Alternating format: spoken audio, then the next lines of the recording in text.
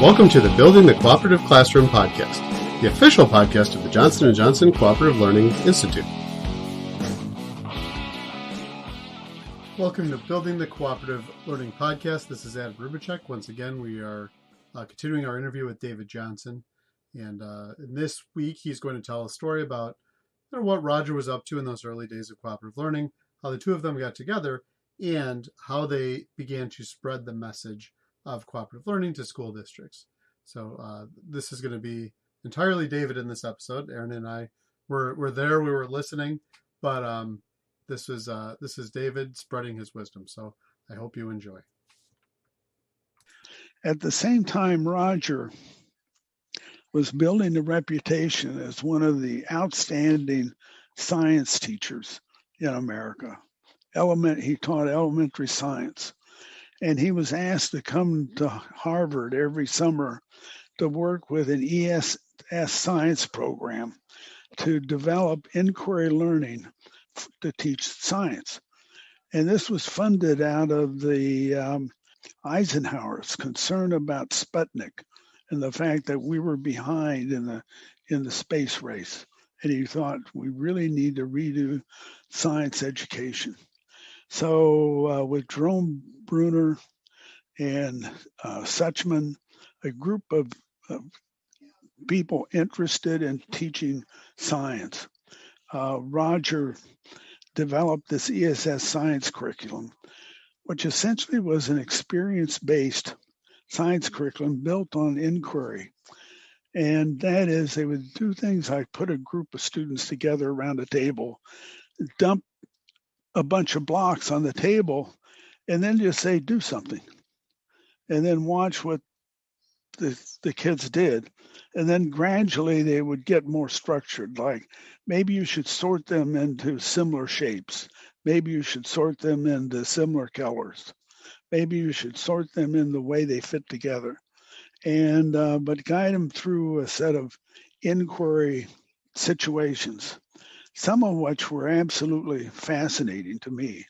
I don't know how the students reacted, but they would do things like they would show kids an inclined plane and say, here's a steel ball.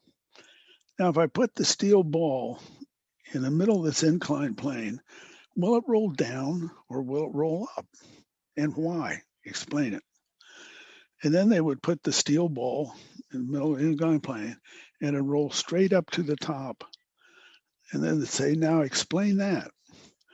And of course, the explanation was there's a very powerful magnet hidden at the top of the inclined plane.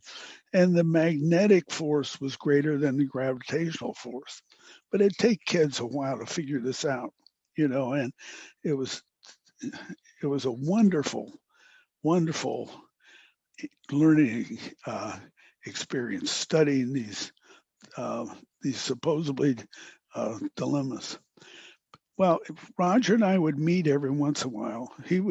Every time he came to Boston every summer, he'd stop in New York where I was and would visit for a couple of days. And then when he's coming home from Boston, he'd stop and would visit for a couple of days. And I kept telling him, kids don't know how to work in groups. You have to train students to work in groups. You have to give them a structure. You have to teach them skills. You have to help them form. And the inquiry people never even considered this. They were into how to structure these intriguing problems. And so through a series of flukes, both Roger and I ended up at the University of Minnesota in 1969. And then I kept saying, look, Roger, the kids don't know how to work in groups. And so we started cooperative learning. I was teaching my students in educational psychology about how to structure cooperative groups. And then we transferred it over to science education. And Roger just had a knack, one of thinking up these intriguing lessons, and two, demonstrating them to teachers. And he would spend most of his time out in classrooms with students that he had had in class, saying, well, let's set up this situation, let's set up that situation, and helping them implement it. And so actually, he had a whole series of districts, some of sort of the leading edge districts in America. He had them all working on science inquiry. And so they all knew him and they all liked him and respected him. And as Adam can, or both of you can tell the people, Roger is a very likable guy. He's an extrovert. He's almost as likable as you, David. No, Roger, we were direct opposites in many, many ways. Roger was an extrovert. I was an introvert. Roger had a natural gift of making a situation funny, of just making people laugh in a situation. I was more of a slow thinker, and the situation would be way past before I thought of something funny to say say about it. So again, as all of you can say, what I did was then memorize jokes, and I would tell jokes, and Roger would make these flip remarks off the top of his head, and everybody would laugh at Roger's flip remarks. Not everybody laughed at my jokes, except there's more reasons for humor than just getting someone to laugh. But out of those two viewpoints, inquiry science learning and the civil rights movement, we created our cooperative learning approach. Although at the same time, there are two guys at Johns Hopkins, David DeVries and Keith Edwards, who came up with creating games for students to play and putting lessons in a game format, which required them to use cooperative groups, because most games take a team and or a pair or three, something to organize them together.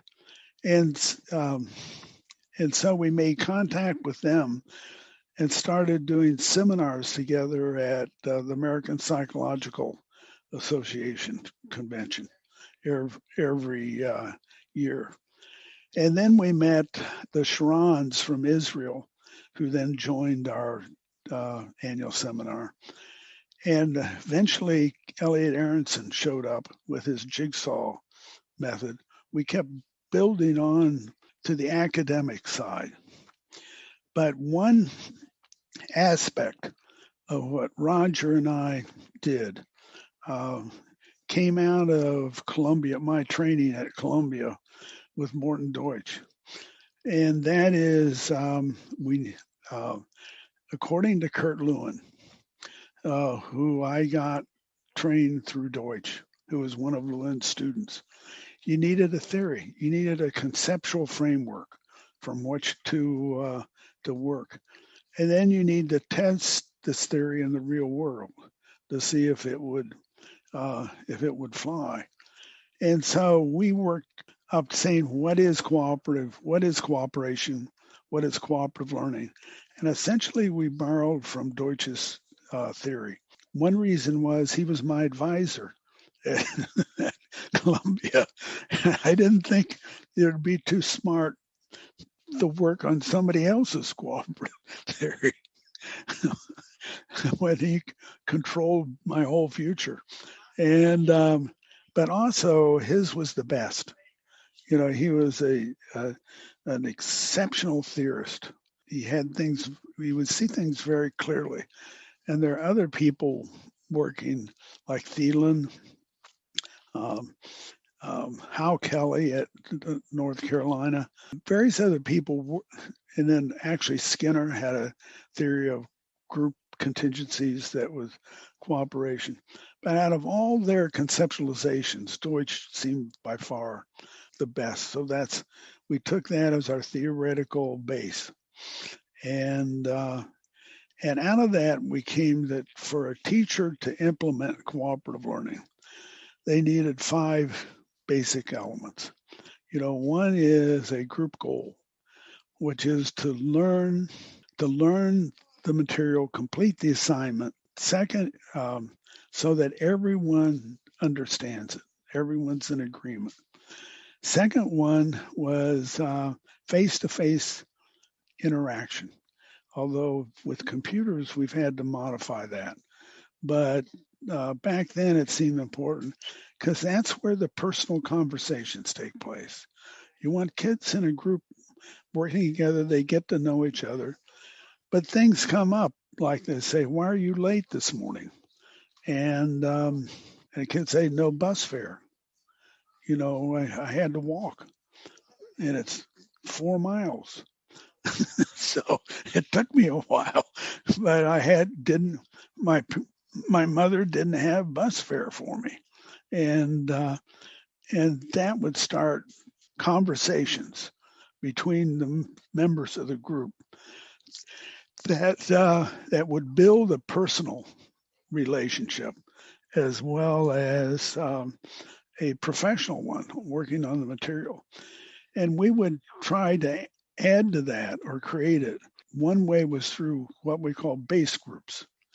That is, we came up with 3 to 4 types of cooperative activities.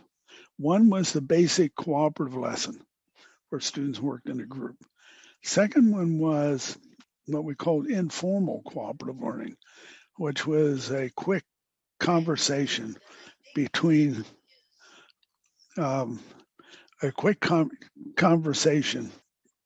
two members of a class about something the teacher had just said. It was to be used with direct teaching, with lecturing, with videos, films, things that essentially place the students in a passive position.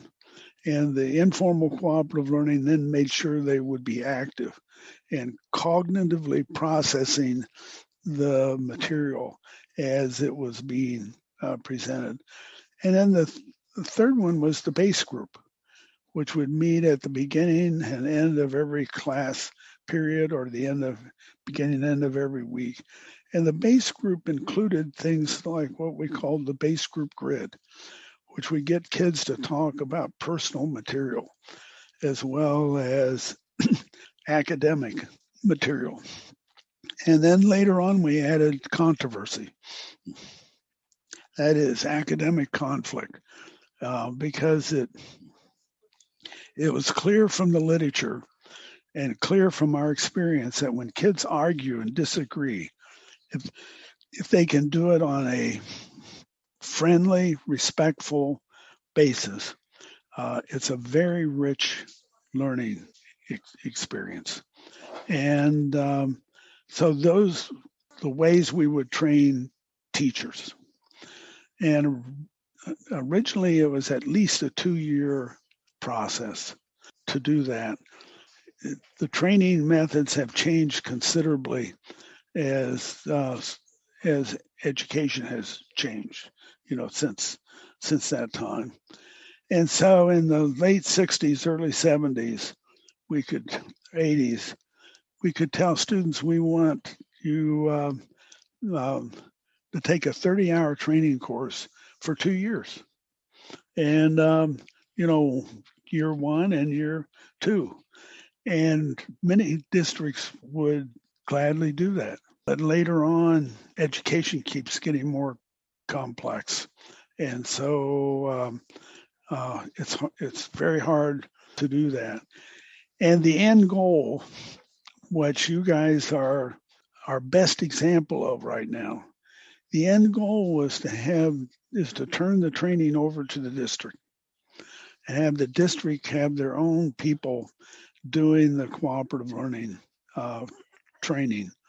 And so that would go on continuously, maybe never, hopefully never end, because it is complex to implement. Again, here's a good stopping point. Next week, David's going to continue his story and start talking about just a little bit of when were the aha moments. When did he realize that he and Roger were onto something? So we'll start there. But until then, let's cooperate. Thank you for listening to the Building the Cooperative Classroom podcast, the official podcast of the Johnson & Johnson Cooperative Learning Institute. Please check out the show notes for all relevant links, including a link to our Twitter account and the Cooperative Learning Institute webpage. This podcast is copyrighted under the Creative Commons license, copyright 2021. Theme music courtesy of Jimmy Ryan.